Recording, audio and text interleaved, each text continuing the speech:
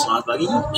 Kita lanjutkan materi kita berikutnya, yaitu tentang persiapan atau preparation di berbagai KUHP asing dan juga bagaimana pengaturannya di negara kita. Ya. Kenapa perlu kita melakukan pembahasan atau mempelajari tentang persiapan? Karena kita bisa lihat bahwa tindakan-tindakan pidana yang dilakukan persiapan atau perencanaan terlebih dahulu, ternyata hukumannya itu jauh lebih berat. Lalu bagaimana juga kemudian ketika orang yang sudah melakukan persiapan atau perencanaan dari tindak pidana, sementara perencanaannya itu, persiapannya itu kemudian tidak jadi atau gagal dilakukan, apakah kemudian orang yang melakukan persiapan tindakan pidana tersebut tidak dapat dipidana? Mari kita bahas mengenai perbandingan hukum pidana dalam kaitan masalah persiapan baik di negara-negara asing dan juga bagaimana kemudian negara kita nanti akan mengatur. Ada beberapa model formulasi persiapan yang bisa kita pelajari di berbagai negara. Setidaknya ada 2 model formulasi mengenai pengaturan atau ruang lingkup preparation atau persiapan. Yang pertama adalah perumusan limitatif atau rinci, di mana diurai bentuk-bentuknya dari persiapan itu sendiri. Hal ini bisa kita lihat di berbagai negara, misalnya di Belanda, Yugoslavia, dan juga Macedonia. Sementara kalau tadi ada perumusan yang secara limitatif, maka perumusan kedua adalah perumusan yang secara umum atau terbuka, di mana mengenai tindakan persiapan itu tidak dirinci, tidak dijelaskan secara rinci dalam KUHP di negara-negara tersebut. Bisa kita lihat ada di negara Armenia, Belarusia, Cina, dan Korea, di mana mereka menggunakan formulasi yang bersifat umum atau terbuka. Sementara bagian lain dari model formulasi persiapan ini kita bisa lihat pemidanaannya dan juga bobot pidana dari berbagai negara. Apakah semua sama atau variatif? Mari kita pelajari. Ternyata mengenai pemidanaan dari formulasi persiapan ada berbagai pengaturan yang cukup variatif. Yang pertama, dipidana tetapi lebih ringan dari delik pokok atau percobaan. Yang kedua, dipidana sama berat dengan delik pokoknya. Jadi kalau delik pokoknya itu 10 tahun, maka persiapannya atau percobaannya atau preparationnya ini sama ancaman pidananya setinggi 10 tahun juga. Formulasi ketiga mengenai pemidanaannya, dipidana lebih ringan atau lesser punishment, tetapi juga bisa tidak dipidana atau exempt from punishment, seperti misalnya di Cina hal ini dianggap. Jadi variasi dari pengaturan pemidanaan dan bobot pidana dari persiapan, yang pertama dipidana lebih ringan dari delik pokok atau percobaannya, yang kedua delik pidana sama berat dengan delik pokok, yang ketiga delik pidana lebih ringan atau lesser punishment, atau bisa jadi tidak ada punishment atau exempt from punishment, atau tidak ada hukuman pidana dari persiapan itu sendiri. Ya. Tapi kemudian yang harus diatur dalam persiapan ini juga bagaimana alasan penghapus pemidanaan atau APP, alasan penghapus pidana. Karena ini juga menjadi satu hal yang penting. Ada beberapa negara menghapuskan, ada juga negara lain yang tidak menghapuskan. Karena kita juga selain perlu mengatur perbuatan apa yang harusnya masuk dalam kategori tindak pidana, kita juga seharusnya negara juga mengatur bahwa perbuatan ini tidak bisa dipidana dan ada alasan penghapus pidana dari perbuatan yang sebetulnya masuk dalam kategori tindak pidana. Baik, kita akan coba bahas dalam pengaturan di KUHP Belanda mengenai preparation atau persiapan. Di pasal 46 KUHP Belanda, kita bisa lihat pengaturan mengenai preparation, bahwa preparation to commit a serious offense which by statutory definition carries a term of imprisonment of not less than 8 years is punishable. Jadi pengaturan pertama dari preparation di KUHP Belanda, dilihat dulu dari tindak pidana yang memiliki ancaman pidana not less than 8 years, tidak kurang dari 8 tahun, maka preparationnya is punishable. Maka persiapannya dapat dipidana, dapat dikenai pidana atas persiapan perbuatan tindak pidana yang ancaman sanksi pidananya not less than 8 years. Where the perpetrator intentionally obtain, manufacture, import, transit, export, or has his disposal objects, substance, monies, or other instrument of payment, information carries, concealed space, or means of transport clearly intended for the joint commission of serious offense.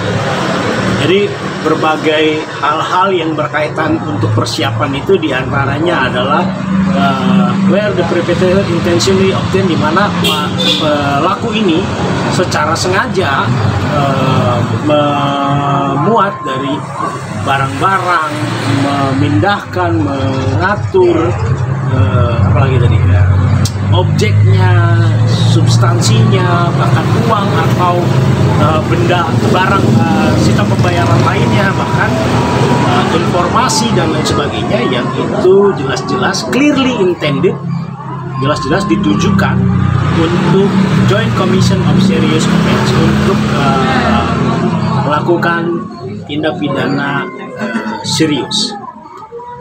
In case of preparation, the maximum principal penalty prescribed for the serious offense is reduced by 1/2.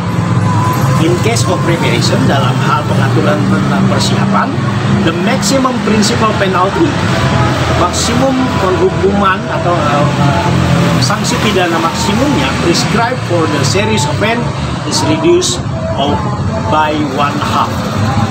Maka penghukumannya untuk hukuman maksimum dari serious offense, dari tindak pidana yang serius, itu dikurangi dari 1/2, dari 1/2.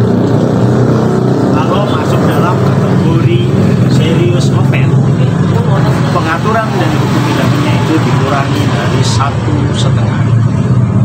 In case of serious offense carrying a sentence of life imprisonment, a term of imprisonment of not more than 10 years shall be imposed. Kalau sanksi pidananya dari tindak pidana yang akan dia lakukan itu memiliki sanksi pidana hukuman seumur hidup, maka sanksi pidana dari persiapan atas perbuatan tersebut itu memiliki sanksi not more than 10 years shall be imposed. Jadi maksimum bisa sampai 10 tahun sanksi pidana dari persiapan perbuatan tindak pidana, yang mana tindak pidana tersebut sanksi pidananya maksimum seumur hidup.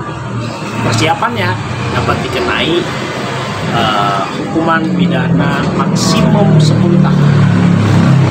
Berikutnya pengaturan dalam KUHP pidana. The additional penalty for preparation are as for the completed serious offense. The additional penalties for preparation are as for the completed serious offense. Bahwa pengaturan mengenai hukuman dari preparation itu sama seperti pengaturan ketika tindak pidananya selesai dilakukan. Ini kalau di negara Belanda. Bagaimana dengan negara Polandia?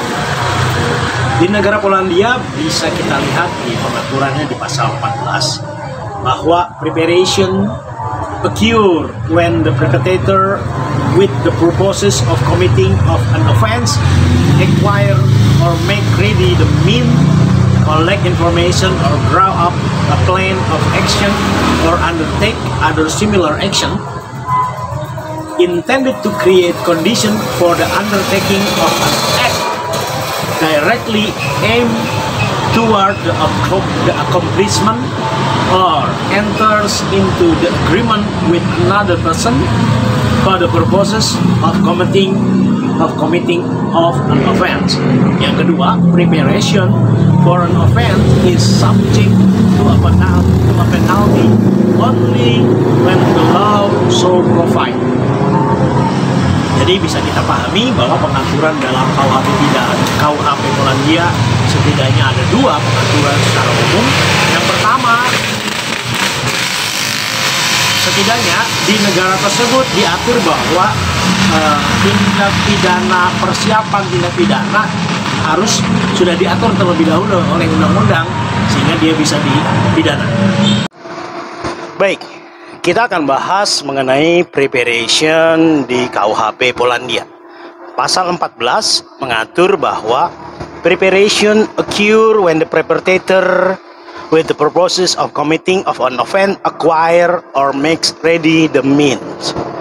Artinya bahwa dapat dianggap satu preparation, satu persiapan manakala sang pelaku, the perpetrator, memiliki purposes atau niatan untuk melakukan committing an offense. Dia sudah make ready the means.